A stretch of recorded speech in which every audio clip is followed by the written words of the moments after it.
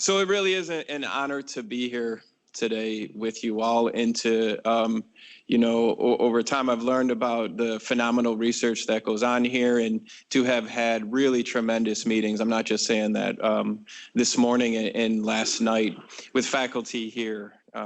So I really appreciate the opportunity to be here, and I feel quite passionate about this work. So I will do my best to stay on time and make sure that my stories don't get the best of me, where I'm off on a tangent and you're thinking, wait, how did we get here? I will try to stay here. So I am Mexican American. The only grandparent I knew was my grandmother from Mexico, who Nicole had mentioned lived with us for until I was 12 years old. And my father has Alzheimer's disease, and they live with us. And so it's interesting how this work that I've been doing in physical activity and cognition, or brain health in general amongst Latinos, has come to have really personal meaning, not only professional meaning. So I'm going to tell you a little bit about that. To start, I have no conflicts to disclose. You might have seen the title of my talk and thinking, like, what is that, like O/A/X? What does that mean? So some of you might be familiar, others might not. So there's I would say a newer term, Latinx or Latinx, which has been used a lot in literature. I personally have found that it is used more amongst younger academic professionals, Latinx professionals, less so among more senior or advanced.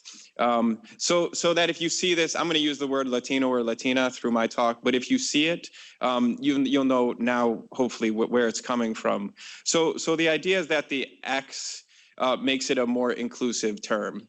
So if there are 5 Latina women in a room, you refer to them as Latinas, right? And then if one male comes into the room, now as a collective, you're referred to as Latinos, right? So now it's gone from the feminine to masculine. And so the idea with the X is that it's a more inclusive term. It's gender neutral, a non-binary alternative. So that tends to be used. It doesn't work so well in the writing or in the speaking, where every time if you had OS or AS at the end of a word, if it was X, you wouldn't be able to speak. So I really appreciate where this term is coming from. I'm used to using Latino, Latina, so for that purpose, that's what you'll see throughout. So in today's talk, here's a bit of an overview, some background information about Latinos across the United States and the health profiles, and really cultural values that over time through my life and my work, I have really seen come into play in the health of Latinos that I will illustrate through discussion of recruitment into trials. Ours tend to be physical activity trials or prospective studies with older Latinos. And my trials, dance work that I've led, and also brain donation work through the Rush Alzheimer's Disease Center in Chicago, where I lead the Latino Core. And in the process of the presentation, my hope is that you will have a better recognition of how cultural influences the health of Latinos, identify the barriers that many older Latinos face in participating in trials and participating in physical activity. Some strategies for partnership that I and we have used that we have found to be pretty successful, and a model of engagement called NGAGE based out of the Rush Alzheimer's Disease Center, which provides a structure for those of us interested in building and or maintaining relationships out in the community.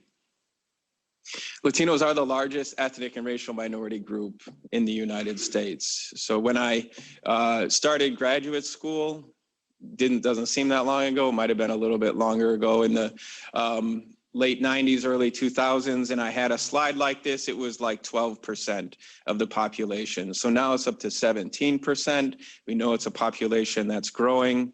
One of the things I'll highlight in a few slides is the diversity within the Latinos in the United States. So there are said to be 33 subgroups. In the US, we know the most common are Mexican, Puerto Rican, and Cuban, who vary in race, culture, and immigration status.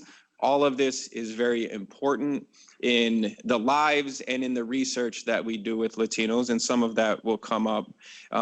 Majority live in California, Texas, and Florida. Although if you look at census, you will see that many areas have had a growth over the past 10 to 20 years.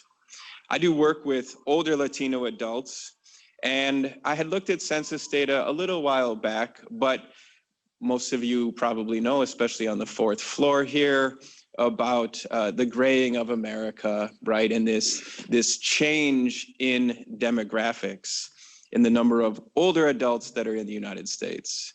And if you look at census data, you see that that's very true, right? Among older whites, that there was a pretty big, significant increase in those 55 and older and 65 and older within the United States. But if you look at the changes of older Latinos in the United States, sure, the absolute numbers are going to be far less than whites, but relatively there are a lot more older Latinos in the United States now than there were. Well, this is from 2000 to 2009 or 2010. So you see this change in demographics. The median age of Latinos in the US is about 28 years old. And so people think, oh, it's a young population. And so that's the median, of course, so it is.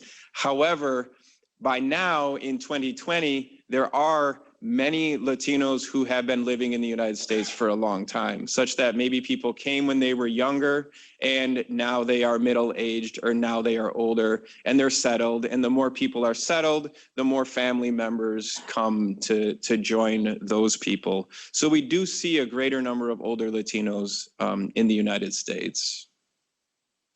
And there are health disparities or health inequities that are present. So this is just a sampling, but Latinos being more likely to have diabetes, to have Alzheimer's disease than non-Latino whites. Over 3/4 of Mexican American women are obese, according to body mass index. You see a high percentage of depressive symptoms. And one of the statistics, like I just gave you statistics and they probably just like, we hear these statistics all the time, right? We know they're crucial for our grant proposals, but everyone. But one that actually made an impact on me was this one down here, and I'll show you a graph in a second. The number of Latinos in the United States with Alzheimer's disease is gonna increase by 832% by 2060. So those of you who like to look at graphs a little bit more, you can see this here. So this was Us Against Alzheimer's, along with people at University of Southern California that had put this report together. So you can see it goes by decade from 2010 out to the projected 2060. And that red line is the total cases of Alzheimer's disease in the United States, only amongst Latinos. As a society, we're not ready for this type of thing. We're not ready for anybody of any race or ethnicity that has Alzheimer's disease, but especially when you look at this increase amongst Latinos. So cognitive health is one of the things that I focus on, and we, in terms of the research groups I work with. But that's not all. We also look at cardiovascular disease risk. And to give you a picture of what it's like in the United States, I point you to the study of Latinos, the SOUL study. This is the largest epidemiological study of Latinos to date. Dr. Martha DeViglis is the PI of the Chicago site of the SOUL study. The SOUL study is in 4 purposefully different geographic locations: San Diego, Chicago, New York, and Miami. And it's purposeful so that we can get data not just about Latinos in general, but to be able to have enough of a sample size to break down by different countries of origin. So I'm going to show you, it was the initial data that had been published in JAMA. The first slide will be about risk factors by group for men, and then the second group will be by women. And so you see the risk factors, cardiovascular disease risk factors along this left-hand column, and then a breakdown by the specific Hispanic or Latino group. The numbers are pooled for Central Americans and South Americans because there weren't enough to break those down even further. However, this in and of itself is better than most studies do, even some of the studies I've been a part of, where it's not broken down like this. And over this slide and the next slide, you might see why that might be important. A couple things that I think are important to realize. Along each row, along each risk factor, you see two numbers that are circled. The green is like the best within that risk factor, and the red is the worst. So what you notice is that there's no real clear pattern necessarily, except maybe South American Latinos seem to have better health in the US. I and others would attribute that probably to their socioeconomic status. So who is able to come from South America to the United States to live?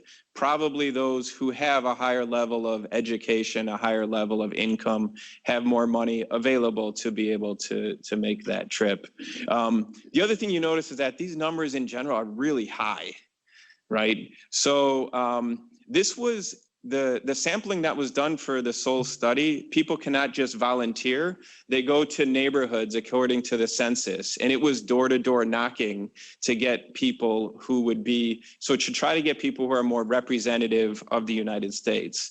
So for example, for high cholesterol, you know, Dominicans have the best profile, but there's 47% of Dominicans that have high cholesterol.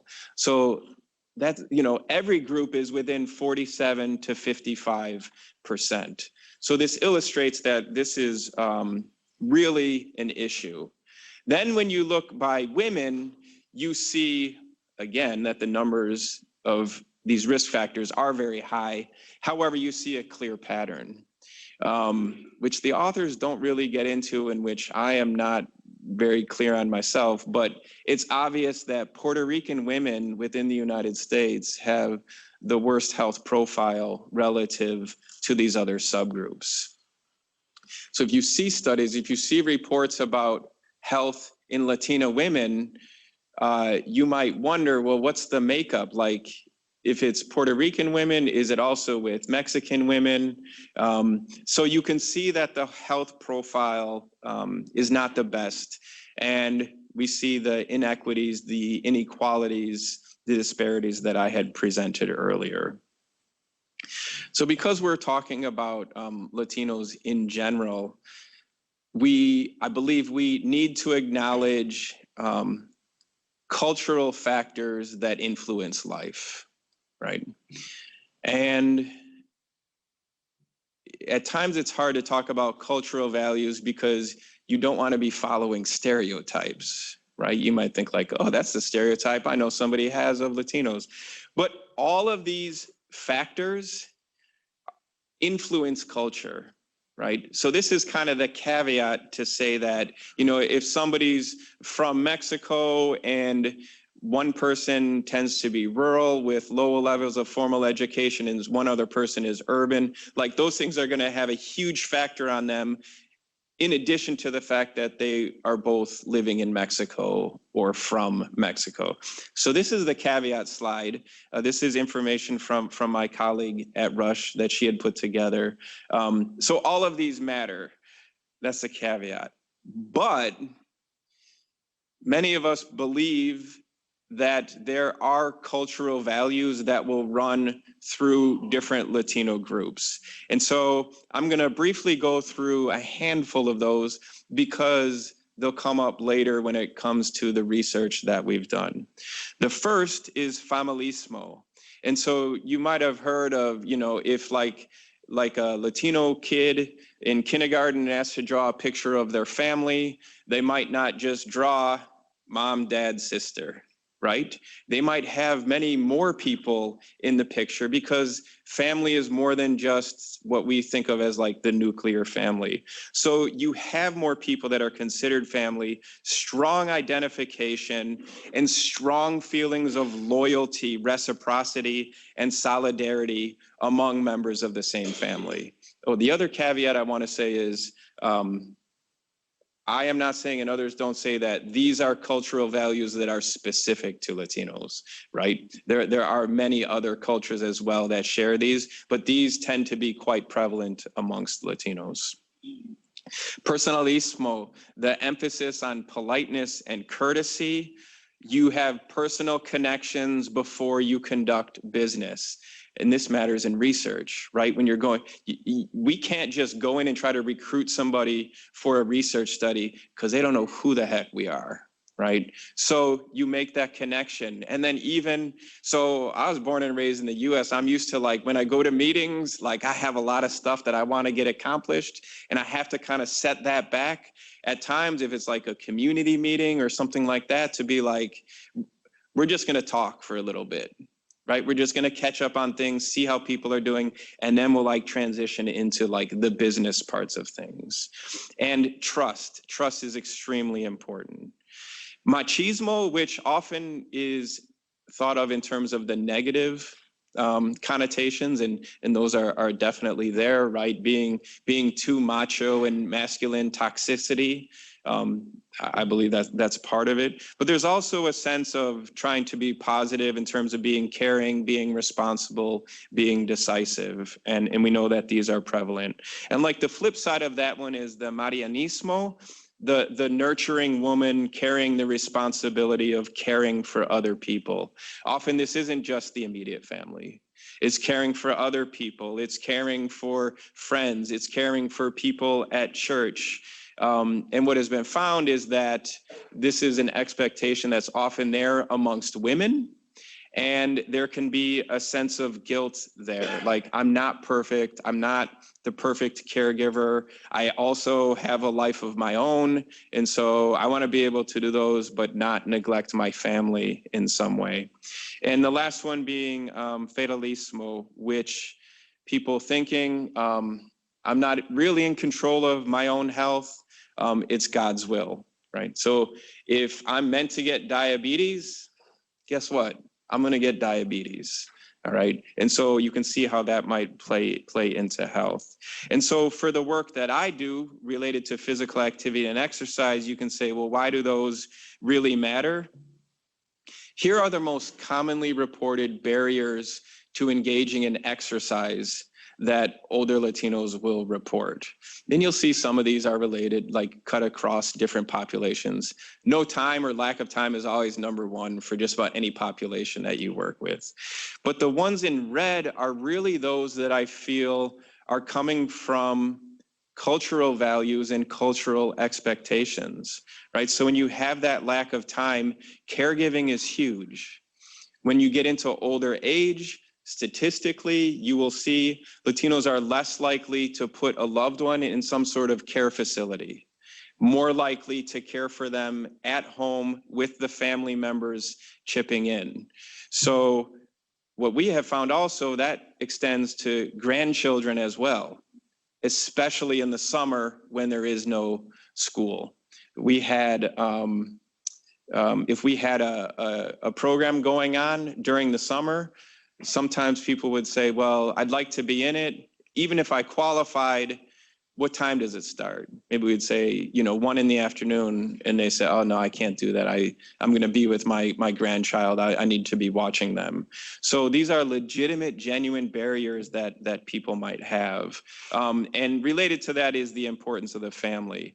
You also have more, I'll say like circumstantial barriers where Latinos tend to be living that might have less access to fitness facilities, those that have a higher cost.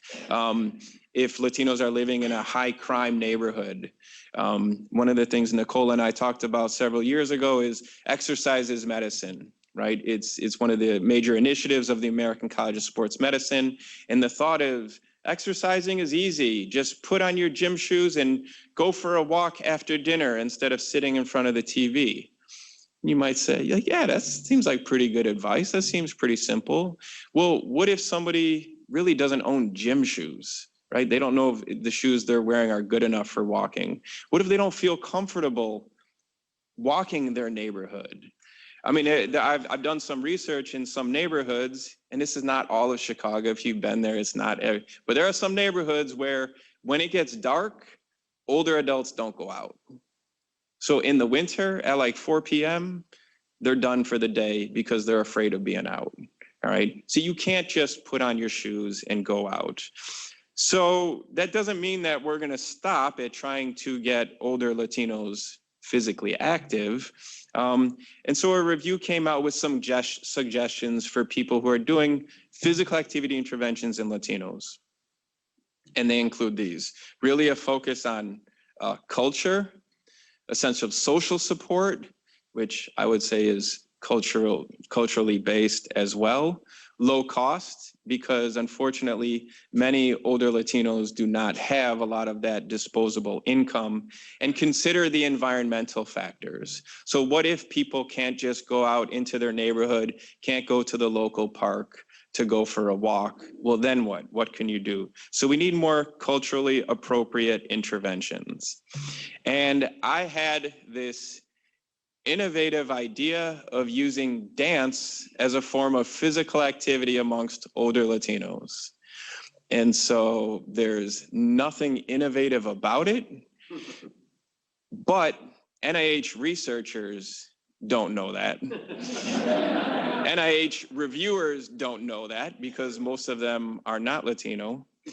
And so I went into the literature and I thought, okay, if a woman's 75 years old, she was born and raised in Mexico, the chances that she was playing sports, organized sports growing up are probably pretty low. They don't have the history. So when you say, oh, you can't go outside, or, oh, you might slip there, that's a legitimate concern.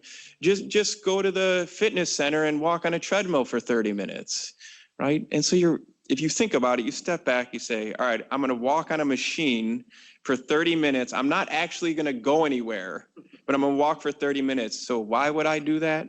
So dance, right, is the idea. And so when I started doing this work about closer to 15 years ago, there weren't many dance interventions out there, and most of them were from outside of the United States.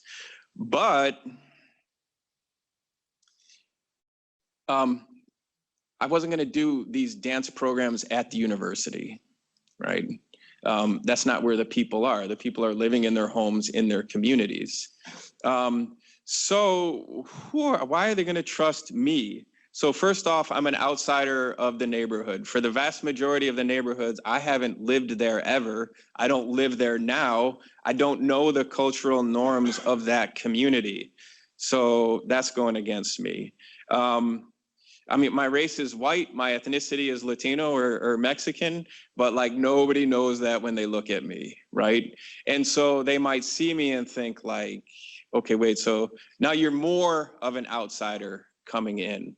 And what the people don't know when I get started with this is that I don't dance, right? So I am a terrible dancer. So it's like this cyclical, I'm not good at dancing and I don't like dancing. So they each feed each other. And the result is that I don't dance. But that's okay because I like traditional exercise, right? Every morning, I really enjoy going to the gym and exercising. But I understand Most people don't like that. So how can we get people to move? How about we get people dancing? So I don't actually have to dance. So for better or for worse, you're not going to see a demonstration by me up here because I don't know what I'm doing. So we'll get to that other point in a minute. So the challenge is this distrust or mistrust, right? That if you're going to do work in a community, a newer community or whatever, you have this distrust that's there. Skeptical of research. Another thing is misinformation about what research is. So how much research was going on in the home country that people were aware of? Our experience in Chicago with the older Latinos, very few even know what research is.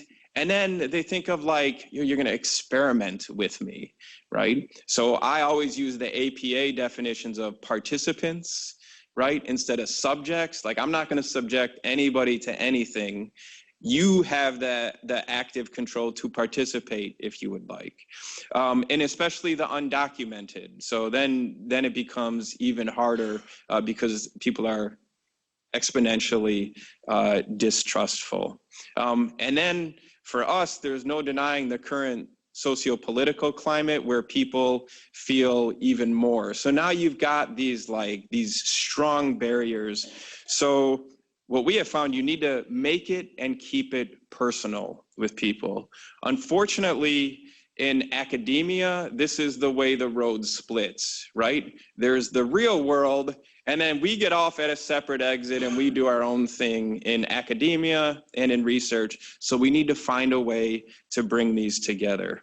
So what I have done over the years, before I have done any research, and people who have done community-based or community-engaged research will say this same type of thing, you network.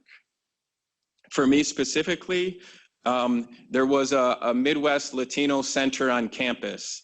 So when I started at UIC, I contacted them and they said, oh, we've got this coalition on the southeast side of the city. You might want to join them for their diabetes empowerment meetings. Okay, fine. So I don't know what that was, maybe once a month, twice a month. I would just go to those meetings to learn about the community, to learn about people there. And eventually somebody said, oh, if you're interested in older Latinos, there's this senior housing over here via Guadalupe, and you should talk to this woman, Julia Lopez. And I am still friends with Julia. She retired a number of years ago. I'm so indebted to her for allowing me to conduct research within Via Guadalupe. All right. So there were these different councils and coalitions that already exist within the city that I didn't know about because I was new. I was born and raised in Chicago, but I had never done anything professionally. So I came back, and then you start seeing the same people in different meetings. Not everybody is the same, thankfully, but there's an overlap of people. And so you really start to network. I also took advantage of, at UIC, we have a CCTS, and they have a community engagement advisory board where people would say, anybody could put in a request. Can I meet with the board? Because I'm interested in recruiting people from this segment of society. And they have researchers and they have community members who will listen to you and then give you feedback. And I went into those thinking like, oh, I've been doing this stuff for years. Well, I don't really need, fine, I'll put it in my grant that I'm going to meet with them. And then I met with them and thought, God, I'm such a jerk. Like, this was really, really helpful. So networked and then recruited. So what we found in recruiting older Latinos, senior centers and community centers. But the most efficient way to recruit, if you think about an urban area and you think, where are the greatest number of older Latinos going to be gathered at one time? Church, right? And in Chicago, there are many Catholic churches, which many of the people tend to be, and they might have, like on a Sunday, I think the most, there might be 8 masses in Spanish in one Sunday, okay? And so we would network. We'd meet with the priest, the pastor ahead of time, and we'd set it up. They might put our flyer in the bulletin. We could make an announcement at the end of each of those masses. I went to church a lot for a number of years because I thought, well, if I'm not there, I'm already an outsider, then they're really not going to know who I am. So I should make my face more known. And then we'd stand at the exits with flyers and sign-up sheets. You know, do you want more information? And we went that way. So over time, I started to do work with the Rush Alzheimer's Disease Center, and they have developed this NGAGE model. And I was able to see, oh, I was already kind of doing this stuff on my own. Now as an official member of Rush, as well as UIC, I was thinking, I really like the mentality and the practicality of this model. So we're working on a manuscript now. I feel like we've been working on it forever, but we need to get this paper out because I think it's really helpful. So for our purposes here, so it's from Rush and my phenomenal colleagues, Dr. Crystal Glover and Dr. Raj Shah, who are the current and past leaders of the outreach and recruitment core of the Alzheimer's Disease Center. You can see on the red circle, the NGAGE model. So you network and you give first. For us, many times it's in the terms of presentations. People don't know what Alzheimer's disease is, especially older Latinos. And how do they get that information in Spanish? To be honest, they don't. And so you give first, you give them, we've done presentations on exercise and the brain, nutrition and the brain, diabetes and the brain, right? Not to scare them with that latter one, but to help them to see how these things do influence our brain health. And so we're giving them information, and we're not recruiting for anything yet, okay? But as we do this repeatedly in different places, then along the way, we're advocating for research and trying to tell them the importance of research. We give back. So whenever we have study results, we go to these places and we give them presentations. We collaborate even more. So when a senior center might come to me and say, hey, we are really trying to get this one program funded. Would you write a letter of support? I said, absolutely, right? And so I'm able to give back in some way. And then we have to evaluate, right? It's research, and the Outreach and Recruitment Core does evaluation of what they're doing. So I did get going with my dance research, and we started qualitatively, formative research with interviews of Latin dance instructors in the Chicago area. And that was just to get their perceptions on, like, what do you think about older people dancing? Do they participate in your programs? If they do, what do you think that they get from it? And it was around this time that I was telling a colleague of mine that I was going to propose this study of dancing. And he said, well, he's in public health, but he said, well, how do you know older Latinos are going to want to dance? And I said, well, I just know. And he said, that's great, but NIH reviewers don't care what you think you know, so you might want to collect some data on that. So we did focus groups with older Latinos, and just some of the coolest work I've done to date, even though it was smaller, just hearing the people talk. When we talked about dance, they lit up. It brought them back in time. Family parties. One person said when they went clubbing back when they were in their 20s, right? And they love it. And I said, why don't, how much do you dance now? Oh, we don't. Why not? They said, well, where are we going to go? Like, they don't have like clubs for senior citizens. So it was apparent that they would like to be doing it, but they didn't have access to it. And so we thought, okay, clearly the people, a segment of older Latinos would like to dance. So we did a pilot study, single group, only 12 or 13 people, I forget. It's Bailamos. It's an acronym that I forget what it stands for. Bailamos means like we dance or let's dance in Spanish. And I created it with the guy here, Miguel Mendez. I mentioned I'm not a dancer, but I happen to do research. And he's not a researcher, but he happens to own the Dance Academy of Salsa in Chicago. This is what he does for a living. So we came together and we created this dance program. And the reasons, you know, are there in words. What I was saying earlier, people tend to enjoy dancing. Some people, I don't, but other people really enjoy dancing. And the thought too about what can it do for our health? You're moving. And if you're moving quickly, your heart rate's going to stay elevated, right?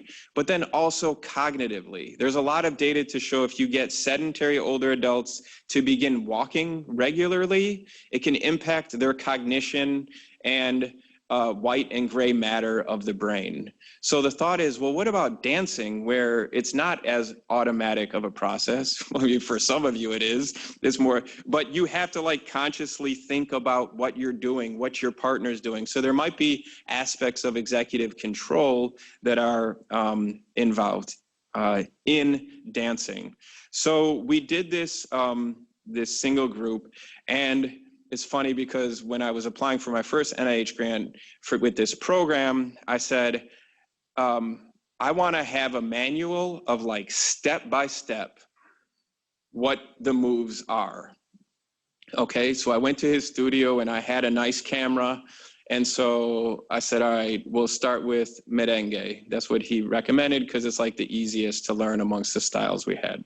So I said, you know, I was like, all right, so give me the first step. And Miguel just starts moving. And I'm like, okay, wait a minute. Hang on. Like, I mean, like literal step by step, because I want to put these in a manual and then we could submit it with the grant to see what the people are actually going to be learning. And then, so then he's like, okay. So he like goes like this. You can't really see me, but you can tell I didn't really move. I just like lifted my heel off the ground, right? And I'm like, okay, what do you call that? And he said, like, I haven't really done anything yet. We don't call it anything. So then I put a caption under, right heel up, right? And that was, so we took it through so that people could see that there's step by step by step that people go through. So I mentioned the ways in which we recruit. I highlighted the red because I feel like that's where aspects of culture, religion, is religion a part of culture? That can be argued amongst many Latinos. It is. And that word of mouth is just important, so important. So when we would recruit through a senior center where it was primarily or all Latinos there, for better or for worse, how your program, whether it's good or bad, will spread like wildfire. Right? So if we had somebody who had a negative experience, we're like, we need to figure this out real fast because there's going to be all these other people who don't want to be in the research anymore. So we've had different sources of funding, Roybal Center at UIC, the Alzheimer's Association, NIH. And so I'm only going to show you a little bit of data. But one of the things that we do is tests of logical memory. And these are tough, where I'll say, okay, I'm going to read you a story, and then I'm going to ask you to repeat it back to me verbatim. So then, you know, like, have you ever done one of these? Like, you like start talking, and when I've had it done to me, I'm like consciously trying to remember stuff, and then I start thinking, is this story ever going to end? Right? Like, there's just like so much information. Okay, that's the immediate recall. Then you do other activities, other tests. And then you're asked for delayed recall. So remember that story that I told you? Can you please repeat that back to me verbatim? And then you try to do that. Well, what we found with 4 months, 4 months of dancing, what you see is just from pre-intervention to post-intervention. This was a 4-month, our Bailamos 4-month dance program, twice a week that they met. And this is the immediate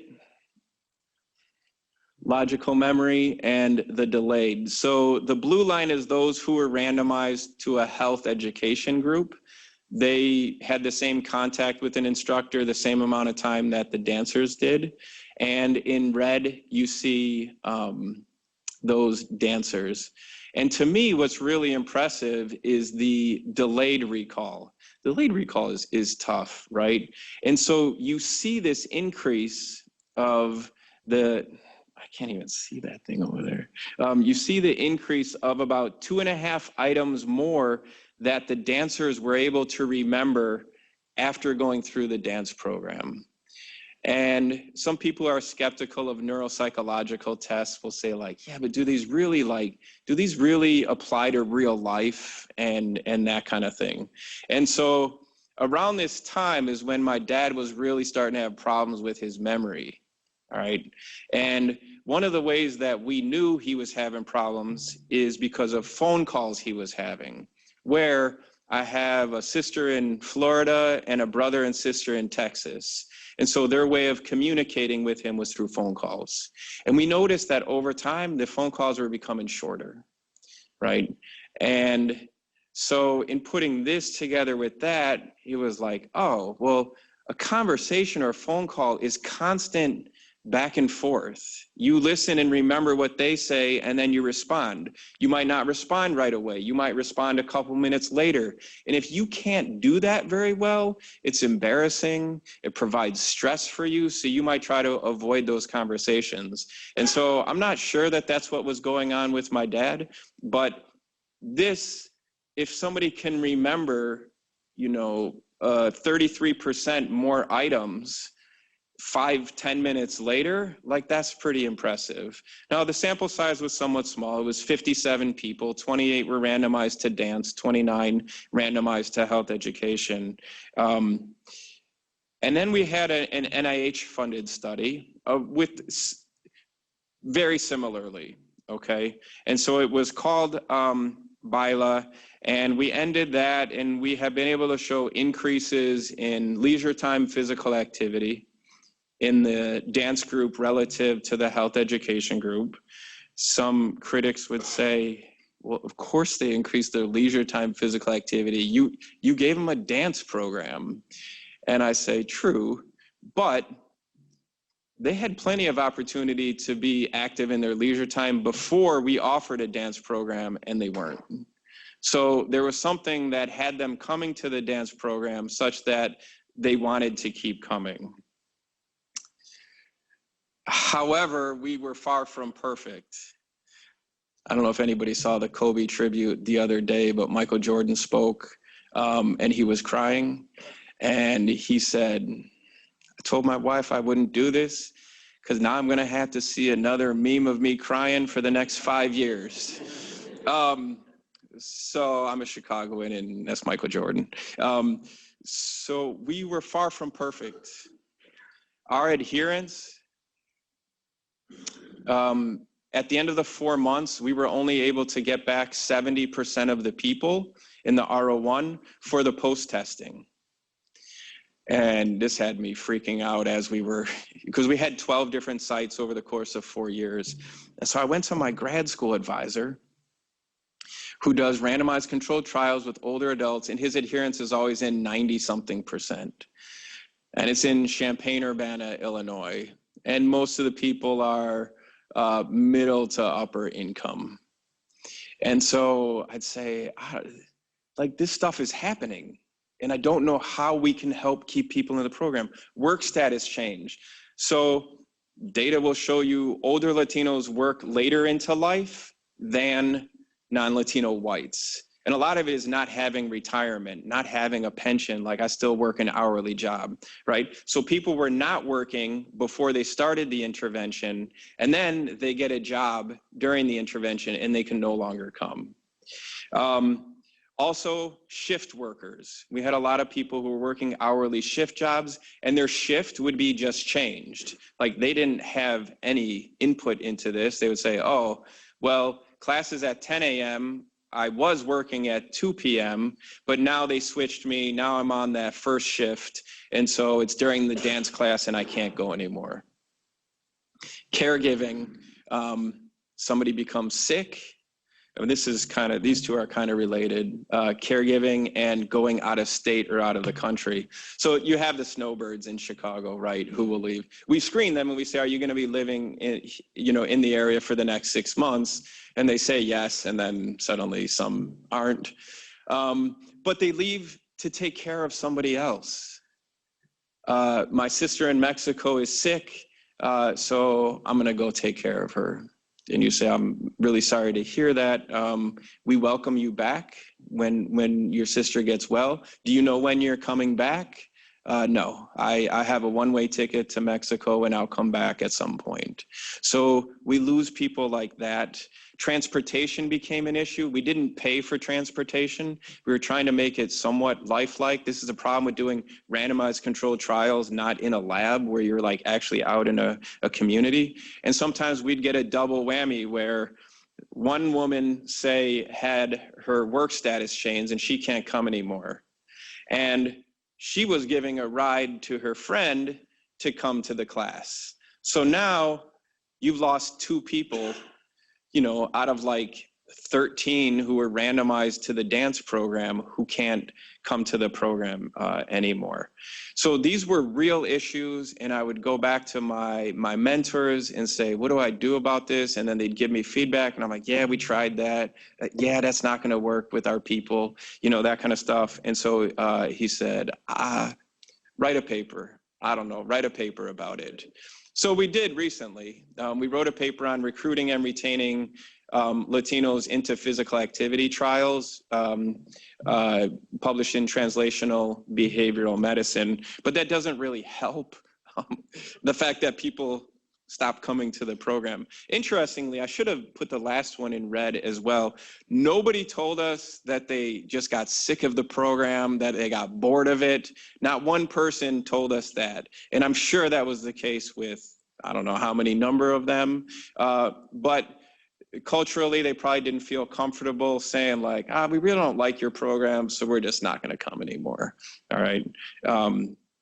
So in the last few minutes, I'd like to switch gears a little bit to the other work that I do, focused on the brain health of Latinos. So this work does not involve any physical activity, but it involves the brain health of older Latinos. So it's funded by the NIA, and I work with the Rush Alzheimer's Disease Center.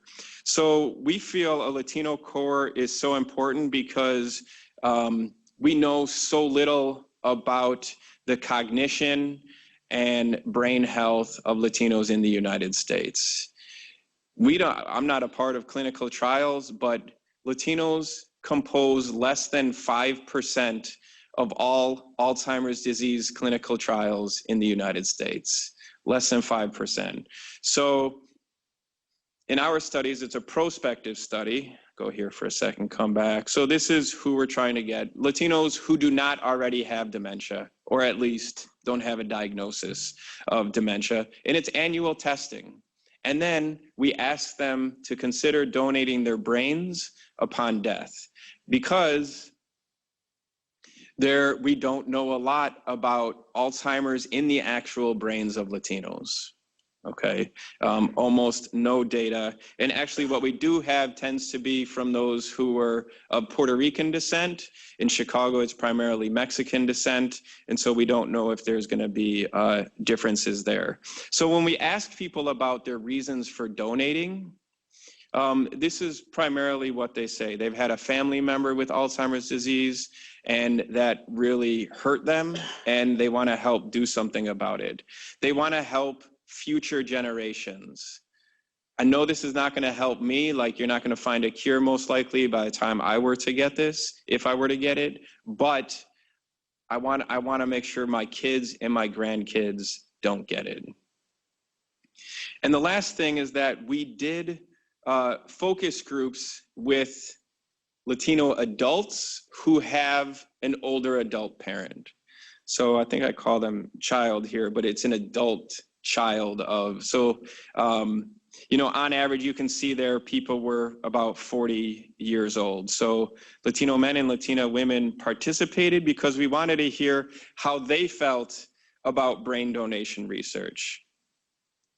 That concept of familismo and importance of the family.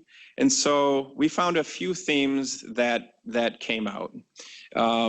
The social and cultural context. So some people felt that cultural, religious beliefs, that their parent wouldn't want to do it because they need to go to heaven as a whole. All right. And so if their brain is removed, then they can't do that. Preparing for death is just not we don't talk about dying, right? So we don't have a funeral home arrangement at all. We just don't talk about dying because that's going to bring death to us. And so, in the donation process, things need to be set up ahead of time. What we really found too is that there was a lack of knowledge or information about brain donation for research. And this is specific to Alzheimer's disease. They knew about oh yeah, I signed the back of my driver's license. It's okay, that's good, but that's a different type of donation. This kind of donation, don't worry, this is not a transplant. Nobody else is going to use your brain. We're not doing that in medicine right now. And a lot of what they suggested for the future came to make it relatable with a family-centered approach. What does the family gain by my mom or my dad participating in this research and donating their brains, right? Not why does it help science?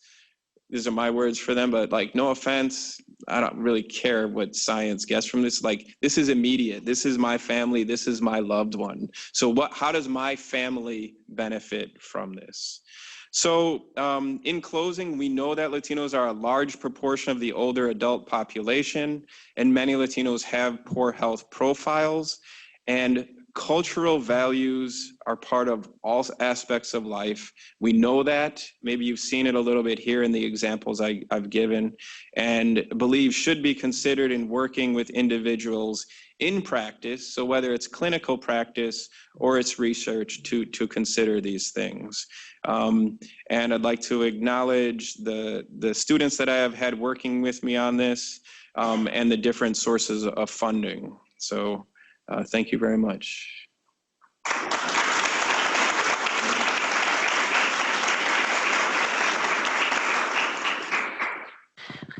Dr. Marquez welcomes your questions. As you ask them, if you would please tell him who you are, and then go ahead and pose the question.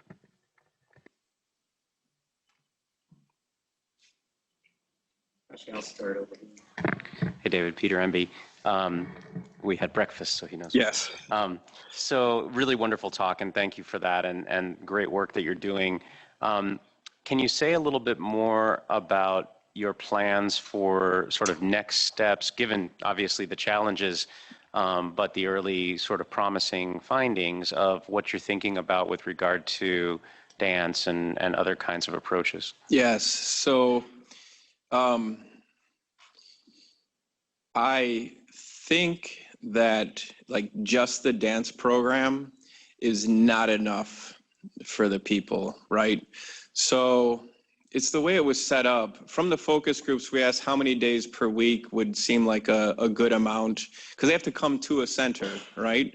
Now, it's in their neighborhood, but they still have to come to a center. And they came upon 2 days per week. I said, what about 3 days per week? And they said, that's too frequent. There's too many things going on. Socially, we have stuff, doctor's appointments, that'd be too much. But we can't do 1 day per week, because then if you miss a week, then you go 2 weeks without it, right? So 2 days per week. But admittedly, even if you come 2 days per week, it's an hour per session, you're not going to get the physical activity guidelines of 150 minutes per week. So one of the pilots that we did is that we added in these Fitbits into it. It was an N of 20, so it was a small study, but with Fitbits and motivational text messaging. This was done in Pilsen, the neighborhood in Chicago. Our sample, I think, was about 70 years old on average. They didn't have to have any level of technical knowledge or expertise. Many of them actually own a smartphone. They don't really know how to use it outside of answering a phone, but they have smartphones that their adult children have bought for them. And so we found that we wanted to see if they would get engaged on non-dance days, right? So what we did is that we grouped them according to step goals, or how many steps they were actually getting, and kind of grouped those who were like people together. And through Fitbit, I remember I have nothing to disclose, so I don't have financial investment here, but we use Fitbit, and Fitbit has, through the app, you can do challenges, and we heard about people doing challenges with other people within. So we thought, okay, we actually had to add in an hour of technology education to the intervention because people wanted to learn more. They just didn't know how to use things, and their children weren't patient with them. And I'm like, is my mom in this study? So, you know, it just, so they had that attention, they were able to get it. So I think that might be, that's a way that we're looking to put in something bigger, that this might be a way, really thinking about the lifestyle physical activity. Another thing is to do some, maybe if it can be done virtually, so more in-person for the first month, say, maybe work on a lot of group cohesion kind of stuff so that they get to know each other. And then maybe if we supply them with a tablet, because those are relatively inexpensive now, and then they can see each other and dance. The downside is dance really is such like a social and a touch kind of thing. And so if you're lacking that, maybe we just need to do a pilot with that part of it. But you know, there is a virtual senior center I've seen before where it's like a Skype and everyone's boxes at the bottom, and whoever's talking, they get up big on it. And at a senior center, not with Latinos or Spanish speakers, they had a retired lawyer who was presenting a case to them, and they were the jury. These people had never, it was in New York and Chicago, they'd never physically been in a room with each other. But, you know, it was like what you expect, like, oh, hey, Nancy, how's Bill doing? Is he better now? And then they're like, then they saw my picture in the bottom corner, like, oh, wait, we have a visitor today, you know?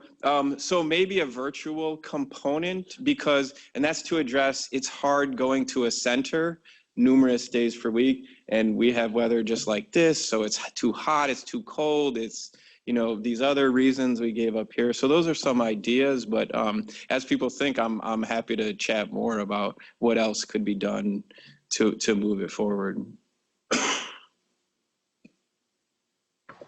Yeah, just one quick one. Noel Campbell, Center for Aging Research. We've got time later today. Yeah. I'll ask you other questions, but I'm compelled to ask just quickly your perspective.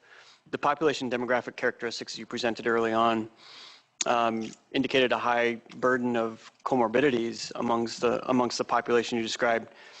That does resonate with our low-income populations here as well. And I'm curious if you have a perspective on whether maybe the characteristics of the population you studied are inherent to their cultures, or if they are acquired since moving here, and how you might be able to measure or weigh in on justify that perspective. Yeah, I mean, my experience is that I'll say it's circumstantial, right? That in coming to the U.S. without a lot of wealth, right? And so the jobs that they're able to get, therefore the neighborhoods they can afford in Chicago, you know, is a high cost of living. And so if you don't have much money, you're forced to live in certain areas. And so then really those social determinants of health really, I believe, are playing a key role there because they had access to health care back home, right? And then now they might not, or that not to the same level of care. So,